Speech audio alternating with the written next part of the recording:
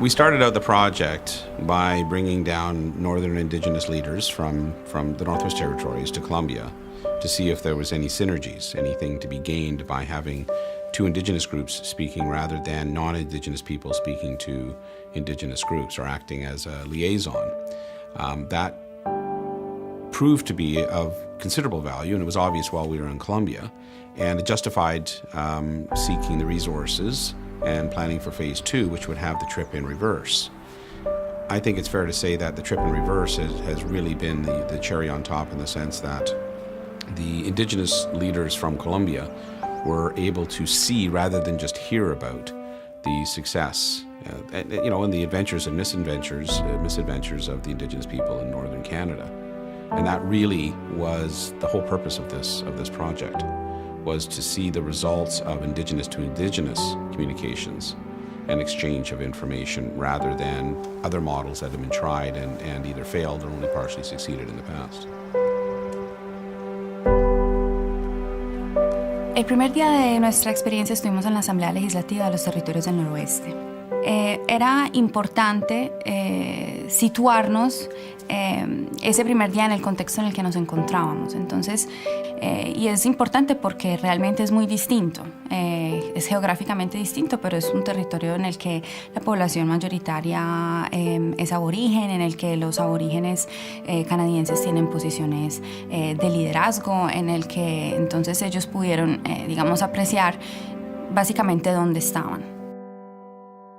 So it seemed to us that the place to start was at the top, frankly, and that's with the government of the Northwest Territories, which uniquely, other than for the government of Nunavut, is dominated both in cabinet and in the Legislative Assembly itself as a whole by Indigenous people.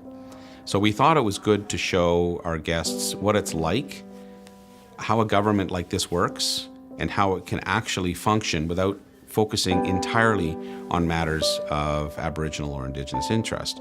Now, coincidentally, they happen to be talking about oil and gas exploitation and exploration in the Northwest Territories, so they were immediately able to connect on the extraction front. How does the government of the Northwest Territories and its principally Indigenous members deal with that sort of industry? So I think that was quite eye-opening. Just looking at how government works at a macro level in the Northwest Territories, I think was a good start. En la legislatura fue muy impresionante lo que vimos, porque son los mismos problemas que se vienen discutiendo en Colombia, pero en una forma ya mucho más avanzada y concreta desde la perspectiva de un gobierno local. The fact that they were able to thereafter interact informally with elected representatives, many of whom are Indigenous, and all of whom are in power in one sense or another, I really think that did sort of create vistas for them to explore later in the week.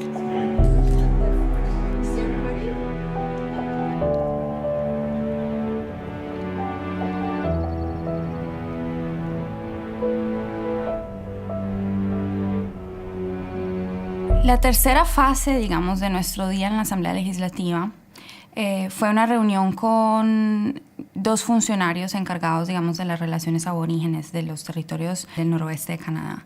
Y esa reunión fue interesante porque, que nos ilustró el tipo de interacciones y de relaciones políticas entre el gobierno central de los territorios y los grupos aborígenes que residen en el territorio. And that really started to drill down in their knowledge and experience from the functions of government at the highest level down to some of the day-to-day activity which directly impacts the population, particularly the Aboriginal population in the Northwest Territories. They have been intensely curious and interested in the notion of impact and benefits agreements, and here they are dealing with two government officials whose entire career is based around negotiating those types of agreements.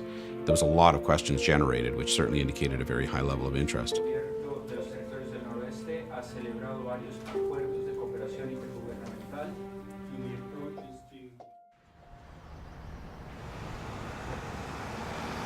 Un segundo componente del viaje ya tocamos el componente político, es el componente judicial. Entonces, en ese sentido estuvimos en la Corte Suprema de los Territorios del Noroeste y nos reunimos con el juez Smallwood, quien desde una perspectiva aborigen, que lo es, digamos, nos habló de cómo se han involucrado con el sistema de justicia. She was able to talk to them about the legal system in general and answer questions about the sensitivity that the legal system has towards Indigenous people and corporations that come into contact with the court. Now, what was interesting from that interaction was that is definitely one area, as Eugenio has noted a couple of times, in which he felt that the Colombian legal system was actually advanced, in that they have their own inherent right to deal with many of the justice issues within the Indigenous or Aboriginal legal system operating in their territories that simply doesn't exist in the Northwest Territories.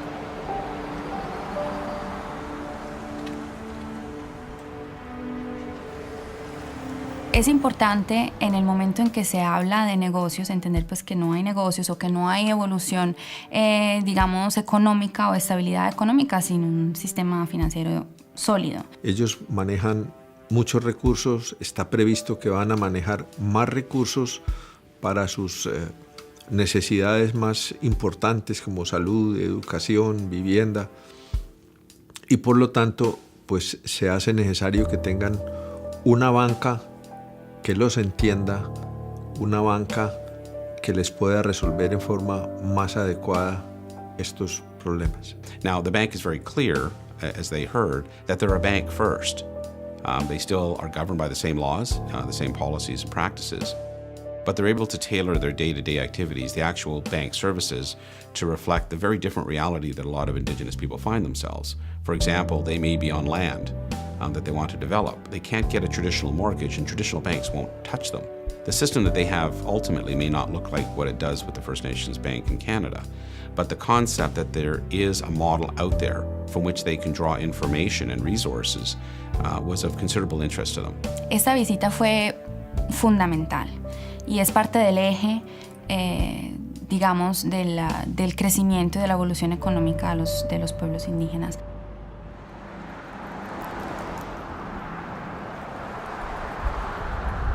Great Slave Helicopters, again, in my view, is fairly unique in its ongoing relationship with Indigenous groups across Canada. They do treat them as business partners. Great Slave Helicopters, to their great reputation, really has focused on developing an ongoing relationship, not a one-off. And they create relationships which are mutually beneficial, which is really what business is supposed to be about.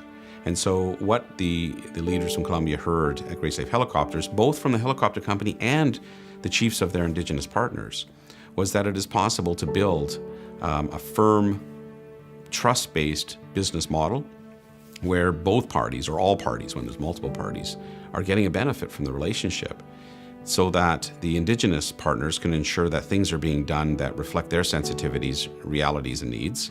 And the business, the Great Slave Helicopters of the business world, are able to make their profit. They on both sides are acting ethically, and however the relationship started, it did develop into one of real trust, and you can sense that in the meetings that we had with the Great Slave Helicopters and the chiefs that were in the room. We own 4 helicopters right now. 2 of them helicopters are state-of-the-art helicopters for me. I'm really proud of those. But the only reason that happened is because of Great Slave Helicopters. To me, I really can't express, how important that relationship is with Great Slave Helicopters. Without them, this thing isn't going to work. El primer punto era entender por qué y a partir de qué momento los grupos indígenas sintieron la confianza de dar ese paso, de asociarse, y entendimos que ese paso nace de un proceso de sanación del mismo grupo indígena. Eso fue un aspecto muy importante y un aspecto en el que nos dimos cuenta del potencial de este modelo, que es hablarse de indígena a indígena, porque hablar de lo sufrido en el pasado y compartir herramientas para superar lo sufrido en el pasado, para no pegarse del pasado, sino mirar al futuro. Eso es algo que los indígenas comparten, no importa si estén en Canadá o en Colombia, y ese es un primer paso, digamos, para la actividad económica, porque la actividad económica es un proyecto a futuro. Lo que sí se viene a mi mente cada vez que ellos nos contaban sus experiencias es que, por ejemplo, yo digo, sí, debimos haberlo hecho de esta forma, ¿sí? En cuanto a las dificultades que hemos tenido en nuestro territorio. Uy, sí, ¿por qué no lo pensamos así? ¿O por qué no lo solucionamos de esta forma? Entonces nos vamos con muchas ideas, con muchas formas de implementar de implementar y de fortalecer cosas que ya tenemos. Pero todo ello aplicado a nuestra realidad. One of the themes of this visit, which was somewhat different than the visit in Colombia, was this is the start of dialogue. We're making contacts, we're exchanging business cards and contact information. Questions and answers will flow back and forth, and there is full expectation that in the very near future this will be followed up by other visits, because the notion of eye to eye is more than just Indigenous to Indigenous. It's all about face-to-face or eye-to-eye meetings between Indigenous groups. And while people like Lena and I may facilitate these and organize these visits, it's all about bringing Indigenous groups together to talk about things like banking, like business, like governance.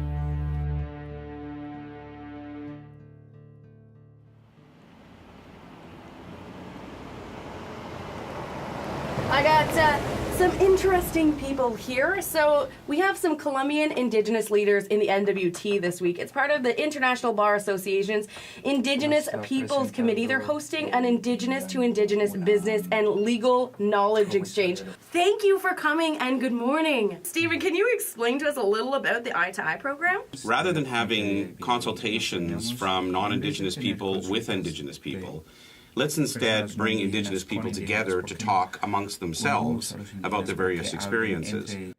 Ultimately, when you look at the purpose of this project, bringing Indigenous people together, there has to be a reflection of the language and culture and similarities between the two, as distinct from the wider, more colonial context within which both of these cultures and languages exist.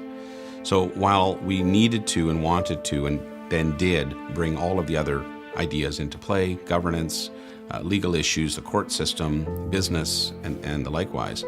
Ultimately, this was a meeting of two peoples. And the Tłįchǫ were the epitome of success.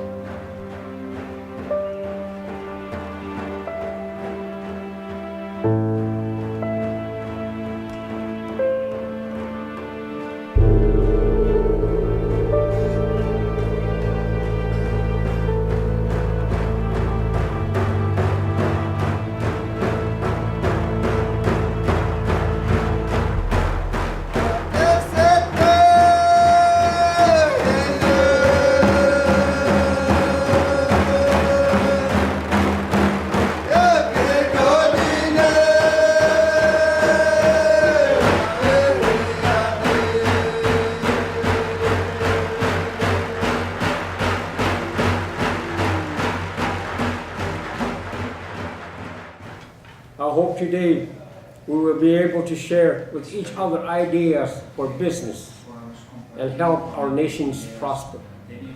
And we look forward to a deep and rewarding exchange between our countries. Verdaderamente impresionante darse cuenta de la comunidad, digamos, de aproximaciones a la vida y del entendimiento que ellos sienten en este respecto. Entonces, por ejemplo, con los Tłįchȯ, pues no se habló solo de negocios, porque el modelo de negocios no es ese, es un modelo de negocios que está enmarcado en un contexto cultural. De todas maneras, una vez organizado como lo primero, o sea, ellos a partir de lo que iban viendo fueron organizando las empresas, iban desarrollando la capacidad de su gente, ¿sí? Y sobre todo, o sea, haciendo lectura de los contextos reales del estado de ellos, en este caso de Canadá, que para poder nivelar un poco las relaciones, o sea, tenían que llegar hasta allá, o sea, de cómo una proyección económica les permite un poco equilibrar el diálogo mismo, la relación y la definición de cosas. Y allí es donde realmente creo que es lo más importante. Y el otro aspecto es que aparte de todo, o sea, siempre han estado ubicados en el marco de la identidad cultural, o sea, todo lo que se va haciendo siempre raya con lo que es la identidad cultural, con los valores. Es decir, que el símbolo cultural ha sido el eje central para la definición de todo. Entonces, ese es otro aspecto importante que, o sea, no se pierde a pesar de que hayan proyectado una visión de desarrollo, una visión de economía propia.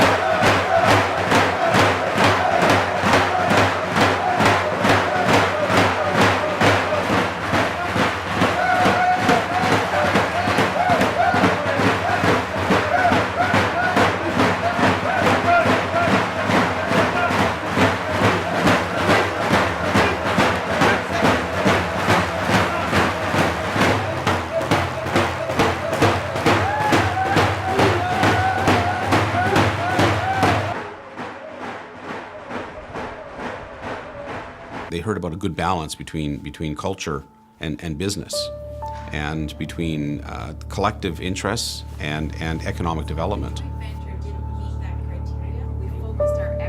Lo que ellos dicen es muy cierto, ¿sí? Que me quedó es que ellos dicen, sí, si hay algo en tu territorio, ¿sí? Ellos han pensado en aprovecharlo porque si no, pues llega otro y se lo lleva.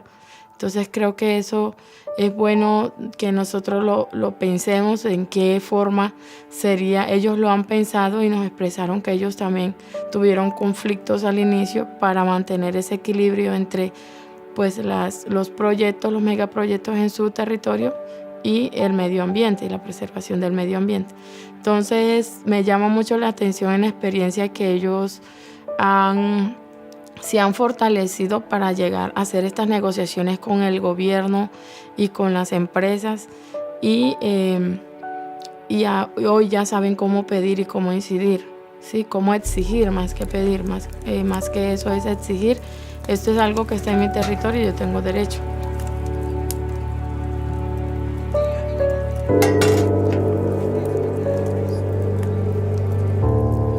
Fue muy iluminante porque nos muestra que es un modelo económico que está atado al territorio y que está atado a la cultura. Y esto es algo que yo creo que nosotros como abogados, ya sea que trabajemos con los indígenas o que trabajemos con las empresas que quieran invertir en los territorios indígenas, tenemos que entender y nos tiene que quedar muy claro.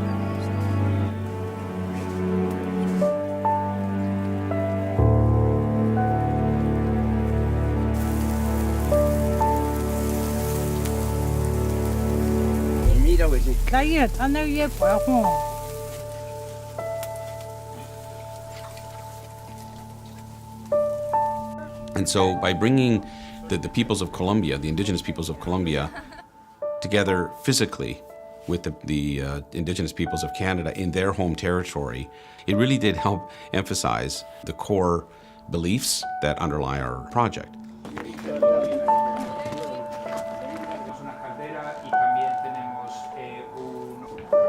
Who gets in first in the morning?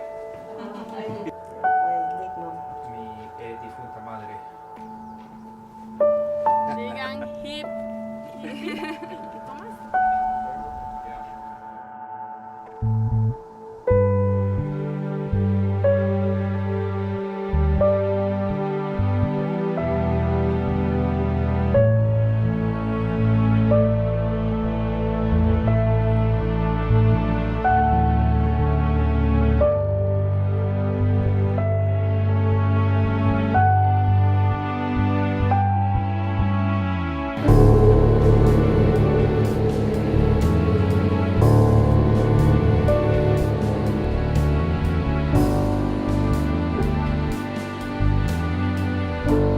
It seems to me, just as an outsider looking in, that the dancing and the games and the language interplay between the two parties really did create a closeness, a bond that you can't do in the best of boardrooms in Yellowknife or the best of boardrooms in Bogota. That was enhanced then by going to Hay River, and although very different culture, different business realities, different philosophies, was again an opportunity to bond at the most basic level up between two groups of people. Once that bond was created, anything's possible.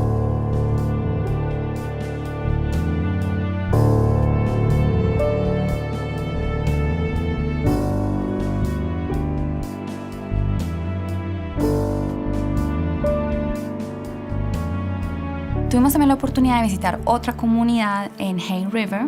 La experiencia de los Kátł'odeeche es interesante porque nos muestra que en el ejercicio de generar un modelo de desarrollo autónomo hay fracasos también. Y eso es muy importante porque nos enseña que a lo largo del proceso que ellos llevaron a cabo, pues no fue un proceso de éxito inmediato. Y así no es en los negocios. Haciendo ejercicio de la autonomía, en el caso de Fabián, pero también ocurrió esto con la corporación, en el caso de los Tłįchło, y es que llegaron a tropiezos, a fracasos, a crisis que pusieron al borde de la desaparición los proyectos corporativos. Y ambos retomaron el camino y se lograron superar las crisis. So the Indigenous chiefs from Canada were saying, here's how we do it. Here's some things to think about. We're giving you some hope that this is possible. Now, I think we brought it past just the hope idea here in the Northwest Territories, but again, the opportunity to see different ways of doing things, different ways of doing business, different ways of conducting the justice system, but most importantly, different ways of organizing one's people and territories in two different ways. We're sort of giving them ideas. Already speaking with the Colombian leaders, it's obvious that they see nothing that they want to absolutely mirror and lots of things that they want to build from.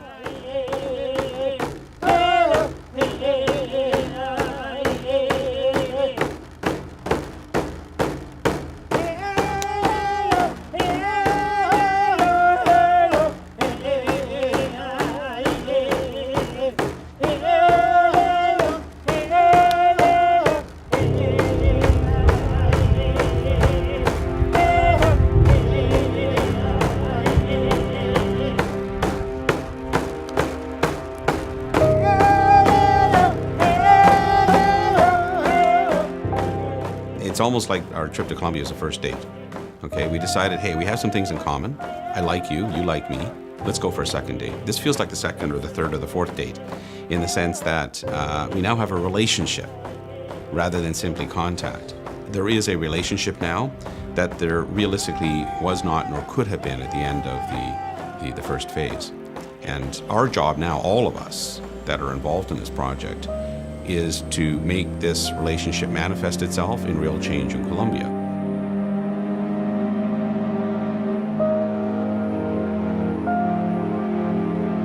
We expect that within months, literally, we will be talking to a wider group of leaders in Colombia to explain the concepts. And what we have is we can now say, these aren't just ideas that we're transmitting to you, but rather these are ideas that Tłįchło and Marta have experienced. And they can speak now firsthand. And I can tell you that there was an obvious evolution in thinking, particularly in Marta's mind, when she was talking to Indigenous leaders here about all of the terrible things that have happened in the history of the indigenous people in Colombia and comparing them to Canada and seeing the calm reaction of the people here saying, we understand, but we found ways to work through that and around that and with that. Sinceramente, superó nuestras expectativas. Sí, pensábamos que iba a ser siempre como reuniones acá en la ciudad con representantes indígenas, no, pero fuimos a sus territorios, ellos nos abrieron sus puertas, conocimos sus realidades, convivimos con ella y con ellos y compartimos con ellos. Nos queda mucho por hacer, nos vamos con más tareas de las que vinimos y pues la verdad es una gran responsabilidad para mí como pueblo guayú, no solo con mi pueblo guayú, sino con los demás pueblos indígenas de Colombia, pues socializar esto, dar a conocer esto, compartirle nuestro pensamiento. Nos vamos con una mente más amplia, ¿sí? Pensando mucho en que sí podemos y que tenemos una esperanza de poder superar todas estas problemáticas que hoy en día se están presentando en nuestros territorios. Creo que lo más importante es lo que está por venir. All of her concerns are completely well-founded. All of her concerns would have been well-founded in Canada 30 years ago. And that goes back to the whole purpose of this project, which is to build on the success that has resulted in the current status in the Northwest Territories and taking that paradigm to Colombia and taking of it what works. Pues los indígenas lograron generar un modelo aquí. Y ese mismo mecanismo, esa misma dinámica se puede dar en Colombia también. Y eso es algo que nuestros líderes entendieron. Es decir, no es un desarrollo que se haya dado desde lo económico puramente, es un desarrollo que nace desde lo cultural. Por un lado, conocer las ciencias administrativas, pero por el otro lado, no olvidar la cultura. La cultura es la que unifica la población, es la que unifica las comunidades. Un proyecto no tendría, por más ciencias administrativas que se apliquen, no tendría un entorno favorable si se desconoce el tema cultural. Nosotros sí queremos proyectos, nosotros sí queremos de pronto usufructuar de lo que existe en la tierra, pero también entendemos muy claro y con precisión de que eso hay que llevarlo de generación en generación y eso hay que llevarlo con una visión pragmática hacia el infinito y entonces por ello hay que saber hacer las cosas, no bajo capricho, sino bajo dirección regulada, donde realmente los beneficios tanto para la tierra y para nosotros sea equitativo y equilibrado y en armonía.